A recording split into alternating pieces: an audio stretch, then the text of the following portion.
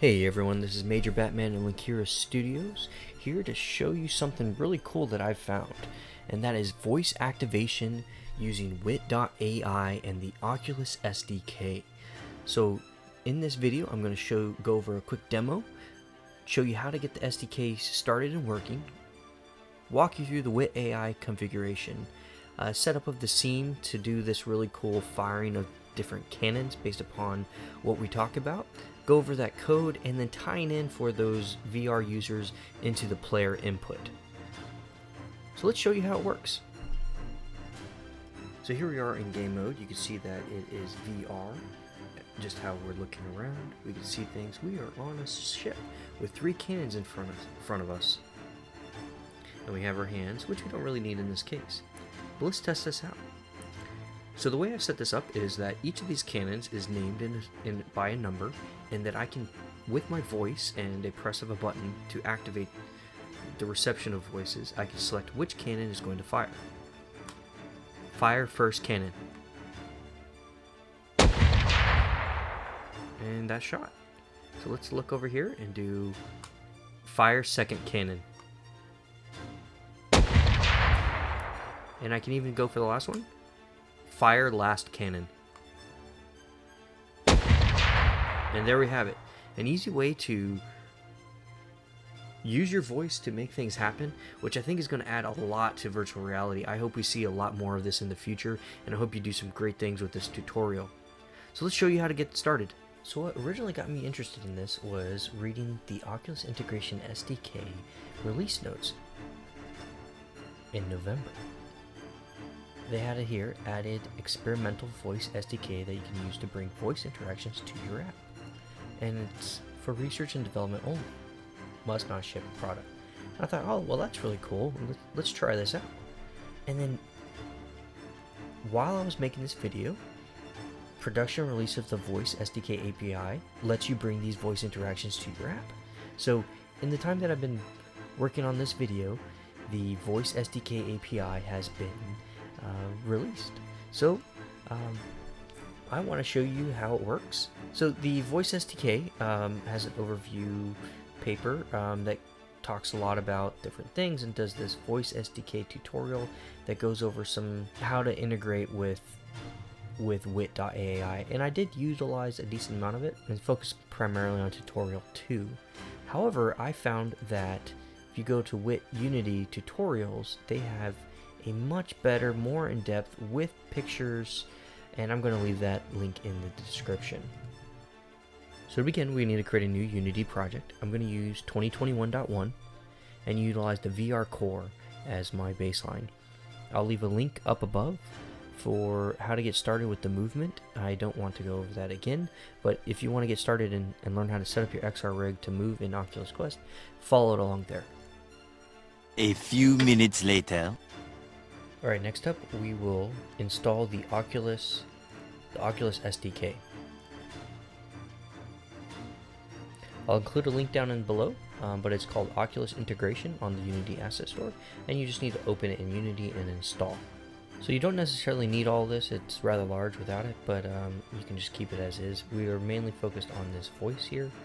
Alright, and so now that we have the Oculus tab up top, we're going to go to the Voice SDK and open up the settings. And it opens up this link here. And so what we're going to want to do is we want to follow the tutorial. Alright, so you're going to need to follow the prerequisites, which mean that you need to go to Wit.AI and sign up for an account. And then you'll need to go to the SDK voice app settings in this picture here and copy your server access token. And you're going to copy it into this box here. Alright, so I'm going to finish setting up my scene here. The basics of it are I'm going to install Polygon Pirates scene and set up the XR rig for use in this system. A few minutes later. Alright, next up is the Wit.AI. So what we're going to want to do is navigate to Wit.AI, and we will create an account. I believe it's only tied to Facebook, so I had to log in using Facebook.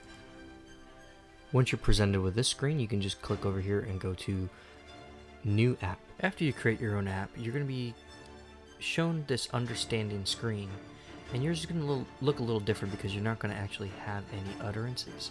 But the idea here is you want to type in an utterance of what you want it to do. And so in this case, we want it to say an action verb, shoot, fire, blast, and we want to choose a specific device by a number or position. And so the way we do that is we type in an utterance, such as shoot cannon 1. And you won't have this intent, but we want to shoot the cannon. And see how it says, we think this is 84% confident. So you're going to create your shoot cannon intent. And then within it, you're going to highlight your 1. You can even name this out, 1. And you're going to type in a new entity, which is cannon number. So think of this as a variable for storing that. And this uses AI to figure out if there are synonyms or something similar for that entity. And then you're also going to copy the shoot, the verb that we're going to use, and make it like fire status. And so the idea is we could create these two entities, fire status and cannon number.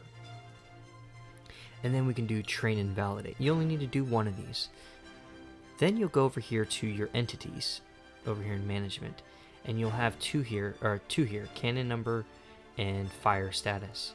So on fire status, we already have the fire keyword, and we want to add other synonyms such as shoot, attack, launch, blast. You can add your own. You can say mickle pickle or whatever it may be, but you can add these synonyms here, and it'll have a better idea of what type of values will register for the fire status. And then for cannon number, we want it to look something like this: right, left, and middle, and we have all the different synonyms. Now these keywords are the storage of the string that we'll be keeping later, so match it up to how I have it on the screen right now. Now that we did that, we just need to go back to Unity. Alright, next up is to create the cannons, and so I utilized the Polygon Pirates cannon 01 as the baseline, and I lined it up here at the edge of this boat. And so I created one here, and then I create an empty underneath. We'll call this the spawn point. And what you want to do is you want to arrange it in a way that it's in front of this cannon. So it wants to be in front of here, because the idea is we need to spawn a ball here, and we want it to vector out on the Z forward that way. So giving it a upwards trajectory is nice as well, as that will be the forward trajectory of the cannon ball. In addition, it's going to be the particle spawn point, so that's where the explosion will be, and the sound point, right? So in VR, you have a little bit of spatial sound awareness, and so you don't want the sound to be coming from the origin point down here. It would sound better coming from the front of the cannon. So we're going to add an audio source on that cannon spawn point. And so we'll just duplicate that and do that 3 times for each of the cannons. Alright, we are almost done. So the next thing we need to do is create what's called the app voice experience from the Oculus SDK. And we'll go here to assets, go down to create, go over to voice SDK, and add voice experience to scene.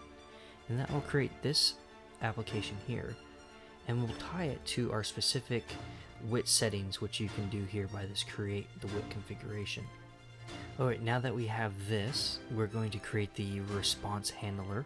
So we're going to create a new empty. And we're going to open up the Oculus Voice SDK Understanding Viewer. And it looks like this. We're going to open it up, and we're going to see that we have our entities, which is our cannon number and fire status. And we have one intent, which is our shoot the cannon, which is already what we put. So we're going to go to the cannon number, and we're going to open up the 0, and we're going to go to this value here. And so this is right, which is, remember, the string we're looking at that we named the right, or the third cannon.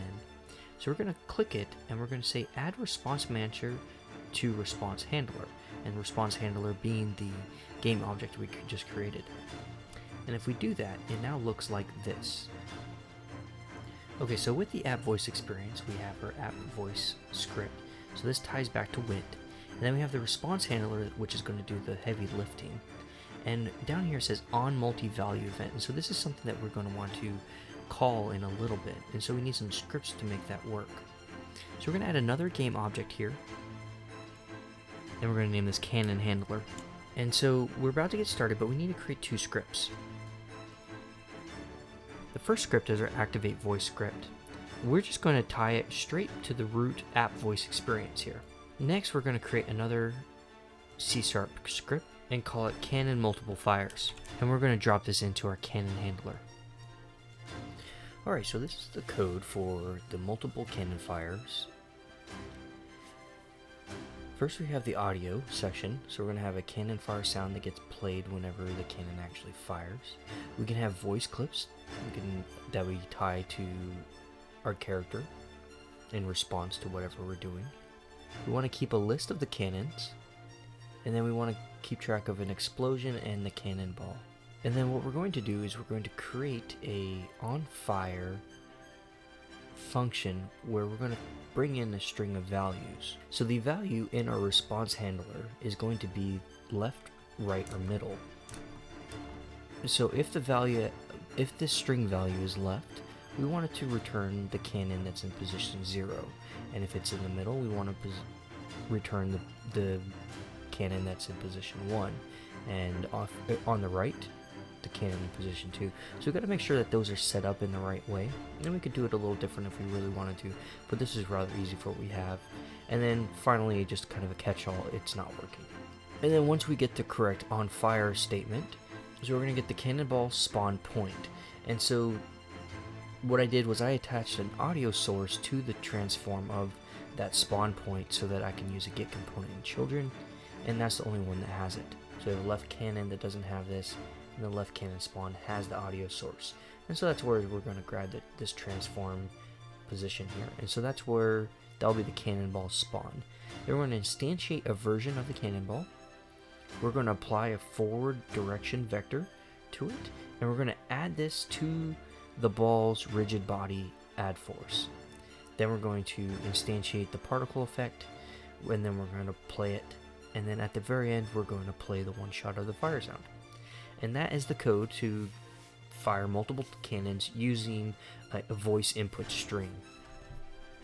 Alright, the activate voice is going to be rather simple, but first we need to add a using Facebook.Wit.AI, no dot in there, and then we're also going to utilize the Unity engine input system. And this is going to be the button press that we're going to use to activate the Wit callback. So the idea is that we press a button to when we're going to record our voice to send that back to the servers on Wit to calculate the intent and the action and send that back to Unity. So we're going to create a private capital W Wit with a lowercase wit, and then we're going to throw, if the wit is null, we're going to do a wit equals get component wit, and we're going to throw this in the update because the wit component gets added at runtime and isn't there beforehand. So I've tried late start, it doesn't quite work, and I've tried on validate and it doesn't seem to work either. So the update is the one that makes it work. The next step we're going to add is the wrapper for the button press using for the input action. And so we're going to do public void trigger pressed, and then if this action is pressed, input actions, we're going to bring in the context, and if it's performed, we're going to call this other function, Wit.Activate. And we'll create the Wit.Activate down below, and on it, it's a simple Wit.Activate. And then when we press play, our Wit script, our activate voice script gets the app voice experience Wit script here. And then we also get this new button here, activate. And so the wrapper is basically going to, when the button's pressed, press this activate button, so we don't have to press it ourselves within the editor. And that's very key for a video game. Alright, we set up the response handler. Now we need to set up the cannon handler. So what we need to do is we need to add these game objects here. So if you go into the Polygon Pirates, they have an FX for our cannon smoke, and so we can just drag that over to our explosion particle. Next up, if we navigate to the prefabs props, we can look for cannonballs, and the first one is just a single cannonball, and we can throw that into our cannon handler as our cannonball object. Next we want to add 3 cannons, And we're going to go to our cannons that we created. And we're going to make sure that the left is the first element, or 0 element. The middle is our second, or element 1. And our right's the final and third one. And last but not least, you need to add the sound effect for their cannon shot. So I found one from, I think, a previous Humble Bundle that I'm going to utilize. And you just drag it to cannon fire sound. Ignore these. I think this was something else I was working on to make it a little more complicated. Okay, so let's get into the player inputs. Alright, let's create that player input so that we can tie this into our XR rig. We're going to go to create, down at the bottom, input actions. We can really name it whatever we would like, and open that up. We're going to create a new action map, and then in it, it's going to have a specific action, and this is going to be the trigger press.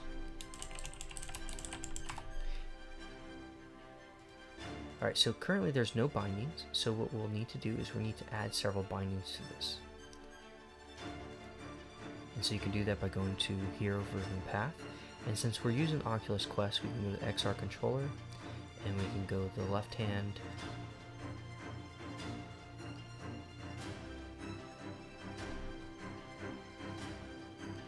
trigger button. And we can do the same thing for the right hand.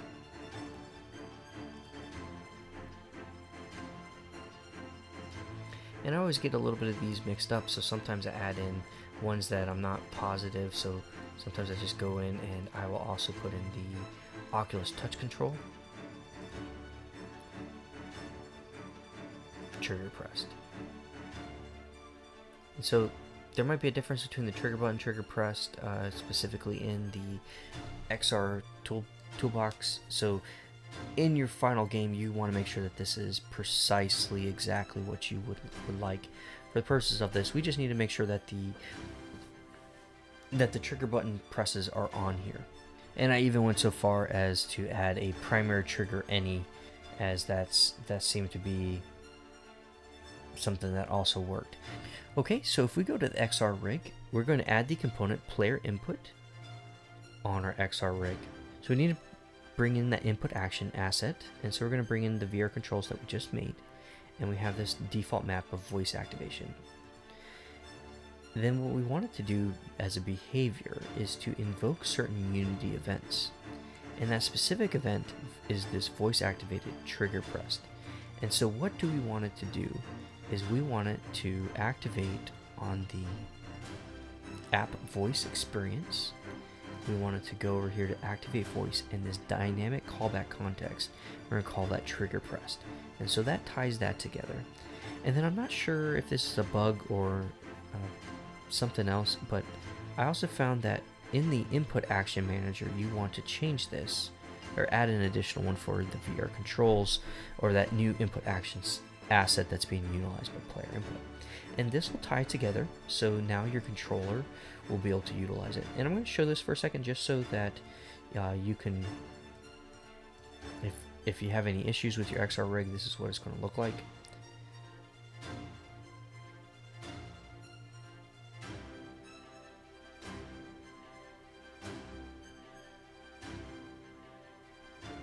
So I believe that is all we need to do to get this to work.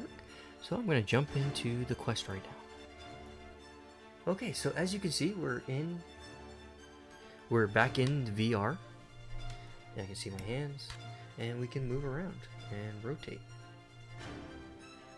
So let's get this started. So let's test the cannons out. Fire cannon 1. Good. Blast cannon 2.